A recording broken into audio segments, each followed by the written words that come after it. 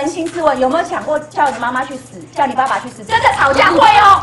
我们来一下去死哦。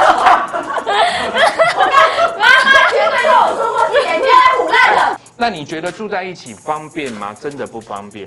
小弟我呢，刚刚讲我们就是楼上楼下嘛。还是会有问题，因为已经有产生距离了，对不对？可能有的时候呢，妈妈该不该有我们的钥匙？夫妻睡得好好的，妈妈来帮我们盖被子，或者说太太在洗澡，一开门，婆婆站在门口，当然没有到那么夸张，可是你就会觉得说，哎，这不自在嘛，你就会觉得说，哎，他是不是有可能会上来嘛？对。那有的时候呢，比如说我们男孩子嘛，对不对？洗完澡穿个内裤就出来了，对不对？出来以后，哎。岳母来了，这怎么办？这要怎么办？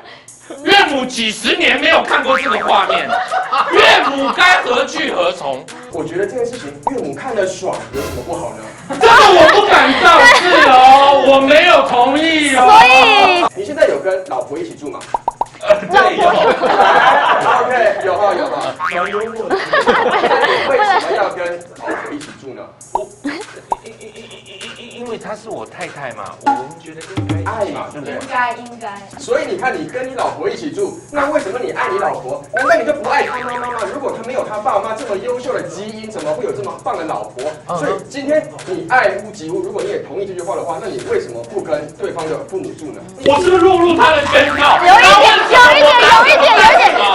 没有意义嘛。冷静一点。他们每次都会动脚，咬文嚼字，你知道吗？他们就没有别招，就只有这个烂招。我们从小的教育告诉我们，遇到问题是要面对问题来解决问题。但为什么我们每个大人碰到了婚姻经，我们每一个人就是教导说要逃避？我没有逃避，我们解决方式就是距离产生美感。但是我想说，距离远产生美感，但距离近难道不会有快感吗？住在一起可能是战争哦。